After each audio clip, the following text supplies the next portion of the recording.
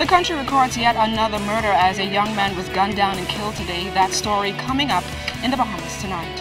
The first group of students graduate from the LDI Institute. We've got the details straight ahead. Also ahead, the verdict is in the shooting death of a former teacher. And the Bahamas still bask in the glow of the World Relays. The Bahamas Tonight starts now. Now in HD.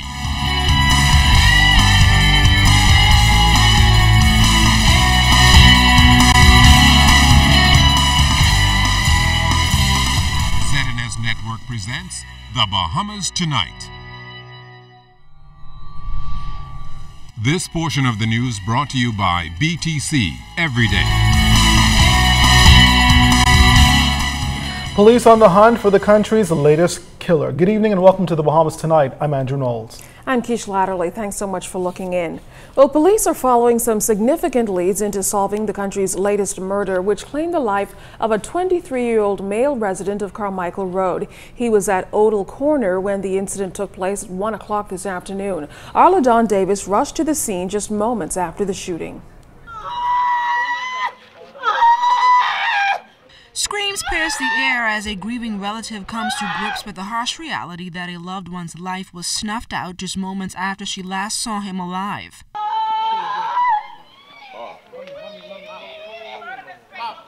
When ZNS News arrived on the scene, we met dozens of bystanders and family members standing in awe as police officers combed the area searching for clues to solve this latest murder.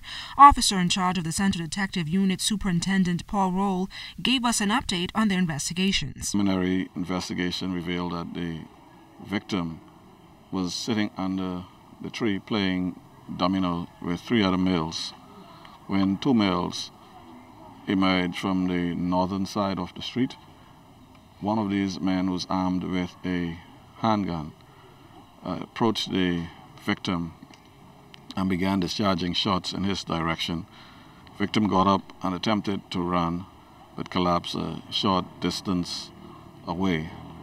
We believe that the assailants then ran west, got into a green Honda type vehicle and left the area. We appeal to persons who may have information in regards to this latest homicide to help us to bring this to some resolution.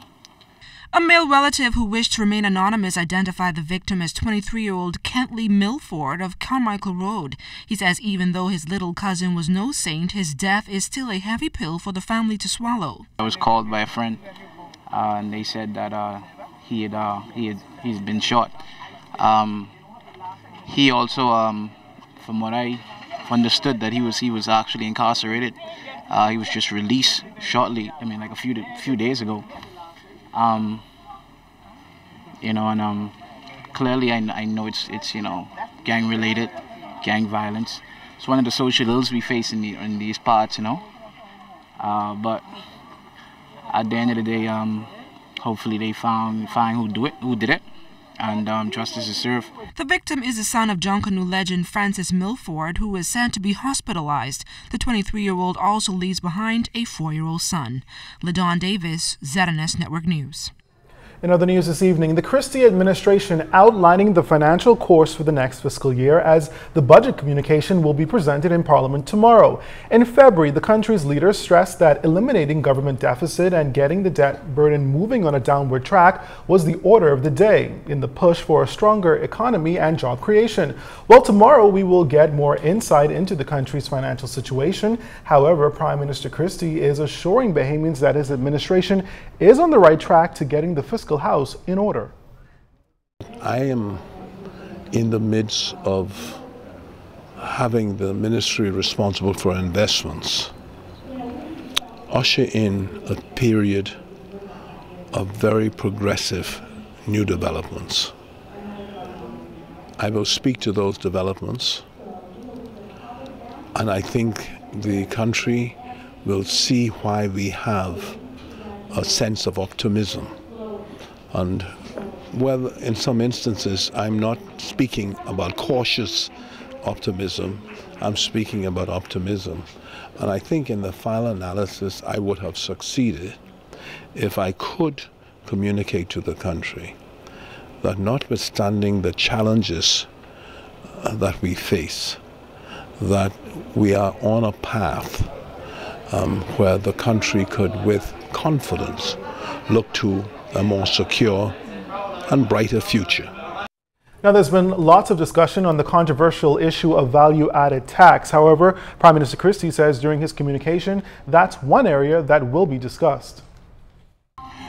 The old VAT talk, all of the talk of VAT, will be brought to a conclusion in terms of the indication of what the government's intention is and what in fact we will be doing towards raising revenue, which includes VAT.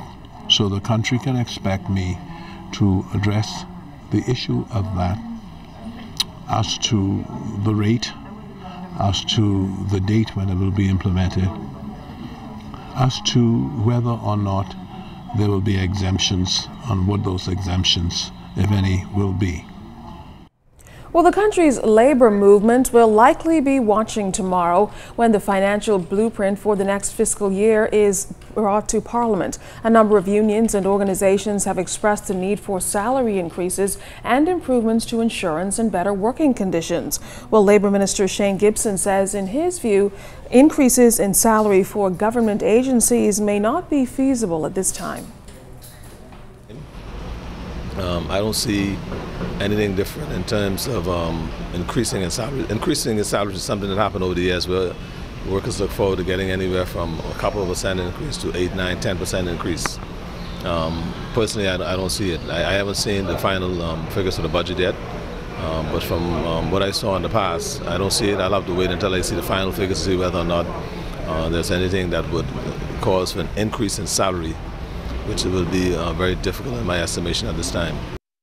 Now, Minister Gibson added that the government is continuing to create economic opportunities, which he says don't happen overnight.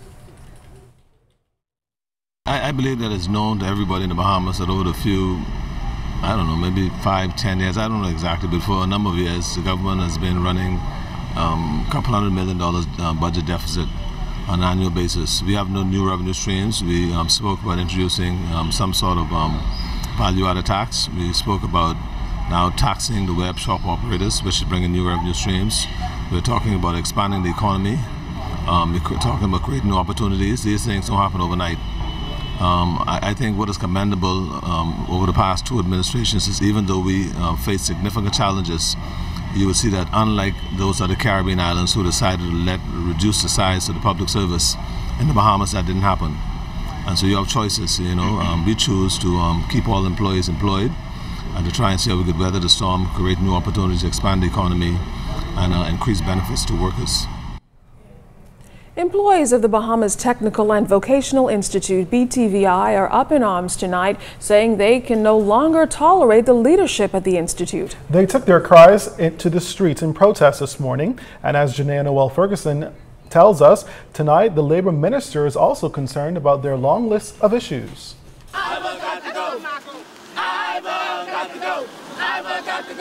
Employees of the Bahamas Technical and Vocational Institute protested outside their campus Tuesday, expressing grievances over what they claim as unfair treatment by head of the institute, Dr. Ivor Dow. Everything came to an head when they issued some new contracts and told workers that if they don't sign it, it would be assumed that they would be working someplace else, that they don't wish to stay with BTVI.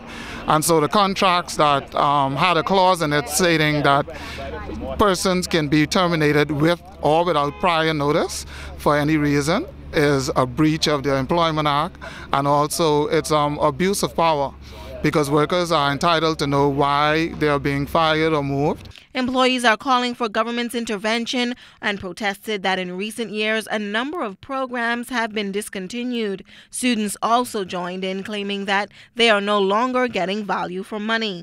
If you're an administrative staff, why are you sitting in on a class that you're not qualified for? They stick so they collecting 2 checks. Y'all can give us our papers saying we did the course, but when we get out in the work field, we are not qualified.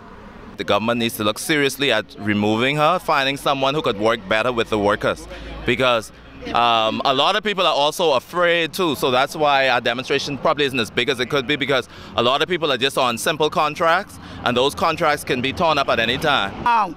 Drapery shut down, and it's wrong. Conchfeld jewelry, we used to make all that Conchfeld jewelry, everything in the jewelry area, we used to make it here. And the machines in the back, they're getting rust and getting dust on it. All was donated free to the school, and nothing that's being done with it. The Labor Minister confirmed that BTVI's chairman, Felix Stubbs, had appointed board member Kevin Baisden to investigate this matter. And I have yet to hear the results of those investigations, but I can tell you there are some very, very serious issues there, where persons' careers are being threatened, in our opinion, unnecessarily. And hopefully the council of BTVI will get to the bottom of it and have those matters corrected as quickly as possible. ZNS News reached out to Dr. Dahl, who only commented that she was unaware of the concerns raised and then directed us to Chairman Stubbs. We attempted to reach Stubbs and Baisden for comment on the matter, but our calls were not returned up until news time. Meanwhile, these BTVI employees maintain they will not give up until Dr. Dahl is removed. Janaea Noel Ferguson, ZNS Network News. Still to come tonight, find out if Baha Mar is still on target to open this year. A verdict handed down in the murder trial of John Adderley. Don't miss the details straight ahead. And more from the World Relays. You're watching The Bahamas Tonight. This segment of the news is brought to you by Shell Quality Fuels.